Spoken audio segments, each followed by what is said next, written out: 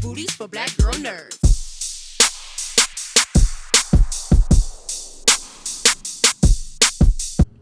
So Dakota, Mina is someone who we discover doesn't really follow rules. Right. Doesn't like to follow rules, Right. I should say. But yet she has to adhere to the rules of the Force in order to survive. Yes. Do you think that that's something that works to her advantage as we follow this story, or is it a bit of a disadvantage? I think ultimately it becomes an advantage because, she has to get out. So, I think ultimately it works to her advantage ultimately. But, yeah, I think, we meet Mina at a point in her life where she's in between, she's clearly buried a traumatic past and is kind of searching for something. And that search, she's drawn into this kind of mythical fairy tale folklore of a forest and continues to search, is continuing to look for something, and obviously is drawn into strange circumstances and has to obey the rules to an extent to survive. But ultimately, I think through breaking those rules, she actually finds a piece of herself. And speaking of finding a piece of herself, she's definitely at a crossroads in her life. Yep. She's suffered some loss, Yep. and she's living this life of solitude. Is this something, as far as her being lonely, is it because of her circumstances, or is it something that she chooses to be? I think in Mina's case, I think it's something that she chooses. I feel like she feels bad, like she almost feels like she needs to keep herself away, and something's broken within her, and I think she, instead of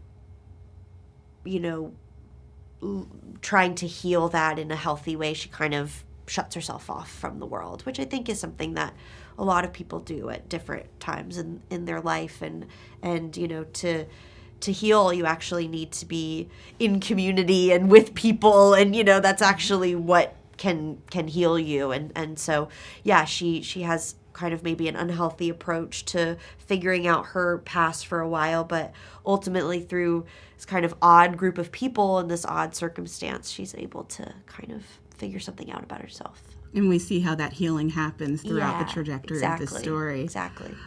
You were filming a lot of scenes with mirrors. Yes. So I'm curious to see, how, when you saw yourself and your reflection in the mirror, how did that impact your performance? Well, at first, I think I had forgotten that I was going to have to do that. And by the time because we started out working a lot in the forest, and then we were on the coop set that was built on a soundstage at a studio, and we did things with the mirror in.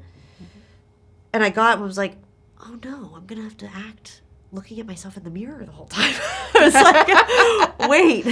And so there was a day or two of catching yourself and being like, oh, how do I look in the, how do these pants look, whatever. And then you kind of let it go and it became normal, which was strange. But I think it was ultimately helpful in playing these characters, because that is kind of a confronting, strange experience, and they're being held in by this structure and being protected, but not exactly sure what they're being protected from, and kind of forced to take a look at themselves, literally. And so I think it was kind of helpful in playing the kind of the unsettling nature that these characters have, kind of ultimately helpful once I got past, looking at myself in a vain way. Well, it was great looking at you, because there was these really great close-up shots of your emotions and just seeing you confronting yourself and confronting us, the audience. Yeah. So thank you so much, Dakota, for taking the time to speak to Black Girl Nerds. I really appreciate the conversation. Thank you, me too. Take care. Georgina, your character was the most sympathetic character for me in this film. Yeah. Just because she was holding out so much hope. Mm-hmm. Do you think the hope that she was holding out for was something that was a genuine hope, or was it more delusions of grandeur? I think it was a genuine hope. I think it was delusional, but I think she just is at the edge of losing her mind. And the only way to hold on to it is to hold on to this hope that her husband is alive, that he's coming back, that they're going to escape. But I also think it's something that has kept her stuck where she is, because it's like, well, we can't leave. We can't do anything. I need to wait for my husband. So it gives her a reason to be there, to stay there, and to not completely lose her mind. Yeah, because I felt like that hope was what was kind of keeping her there, definitely. sustainable for so long. Yeah. This is not your first foray into the horror genre. You've been down this road before. What is it about horror that you find intriguing and attractive as an actor? It's just, I think it's fun. I really enjoy watching horror movies. I feel like not everyone does, but the people who do enjoy watching horror movies really enjoy it. It's kind of like an event for them. You go to the cinema. It's just fun. It's like being on a roller coaster. And then on the other side of that, when you're acting in it, it feels exactly the same. You're getting to play so many emotions, and usually it's kind of an insane plot, and it's very out there, and you get to kind of play. And horror's great. Fun question. Your characters, her curls, they were popping. Oh, yeah, they were. I don't know. They've been in the woods for like 6 months, but her hair looks great. Yeah, and I'm just like, okay, how was the curls still popping? She's in the woods. What shampoo was she using? Oh my God, don't ask me that. You know what? I had a lot of extensions in my hair, and they were prepped. So we just kind of believe in Fantasyland that Ciara just has amazing hair, and her hair always looks like that. I love it. I need to know what product she was using to keep those curls intact. Were there any scenes or moments while filming? Because this film really had a lot of terrifying moments. Were there moments that scared you while you were on set? No, I don't. Really? Okay. I don't think so, because it's like you're not witnessing the magic. You're seeing how the sausage is made, and when it's getting made, it's not that exciting, and you're doing a million takes, and from this angle that there isn't maybe there isn't anything there, so you're pretending, and it's kind of silly. There's a lot of stuff I feel like when you're doing horror films that is silly, that you feel ridiculous more than being scared. This question I had asked Dakota, and I would love to know your thoughts on this as well. You guys were filming in front of mirrors during a lot of this. Seeing your reflection in the mirror, did that impact you as an actor? Yeah, it sucked. It was really annoying. It was very upsetting, because you don't, it's like you're seeing exactly what you're doing. So I was kind of trying at all times to kind of not like rest too much on my own face, and trying to do anything so that I wasn't staring directly at myself. So it was, something that I feel like all of us had to get over, and just kind of ignore the fact that we could see ourselves. It's weird. Yeah.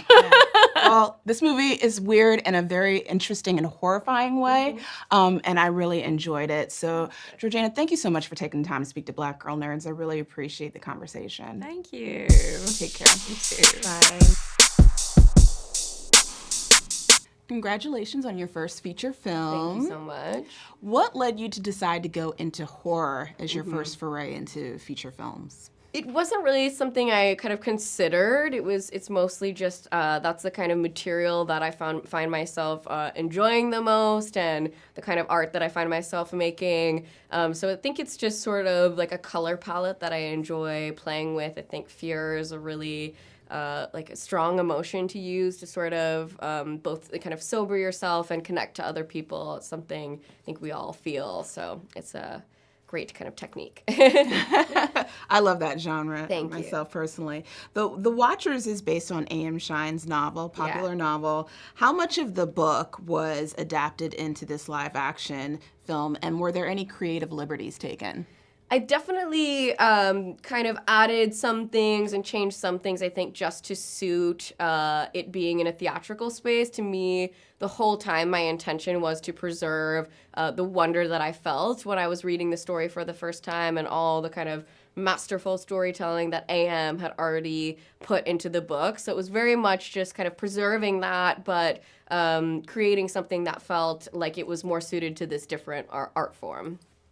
One thing that really struck me while watching this film was Mina's pet bird, which is a caged bird. Yes. And I was curious to know, did it being a caged bird, did that serve as a metaphor for who Mina is in this story? Absolutely. I mean, I think the sort of journey of the bird through the film is that it's caged until it's not. And that very much is, I think kind of those kind of symbolic things are throughout the thing where it's sort of release of oneself, which for me is the journey of the movie, is sort of like releasing yourself. I love it. It's such a beautiful metaphor. Thank How we do see that develop with the bird. There are moments in the film where the camera shows Mina's face in these really close-up shots. Yes, yeah. And Dakota just does this incredible job of showing these emotions. Oh my gosh, yeah. Was it always intentional to make sure that we saw these close-up moments of Dakota's face during those scenes? Absolutely. I mean, she as an actress is just, so captivating. I think like she has this sort of magic thing where she kind of comes alive when like a lens is put on her. So just by nature of that, I was always like wanting to go closer and closer and closer to her. But it was very much, I storyboarded everything, and I kind of really wanted to have these kind of intentional moments where you're very, very much only in her psyche and sort of just feeling what she's feeling and then sort of experiencing the environment around her. So it's like those kind of touchstones of being connected to just her.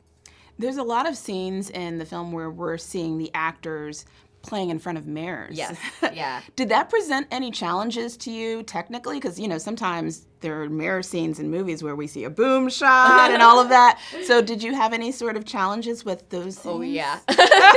they were so difficult. I mean, the mirror itself was just like a massive thing. It was kind of in 4 pieces, and we had to kind of bring it in. It took kind of 48 hours to like put in the mirror and take it out. So if we wanted to shoot anything from the outside, you'd have to have that mirror out. So it was very much this kind of thing of us navigating and planning ahead and figuring out when we were going to shoot that. And then of course there's like the issue of you seeing your own camera in the mirror, which we kind of did lots of little tricks here and there to avoid that. And it was a very fun kind of challenge to encounter. Well, I really enjoyed this film. I love the Shyamalan tradition of these plot twists that we get. So thank you so much for taking the time to talk to Black Girl Nerds. Thank you. I love the conversation with you. Thank you.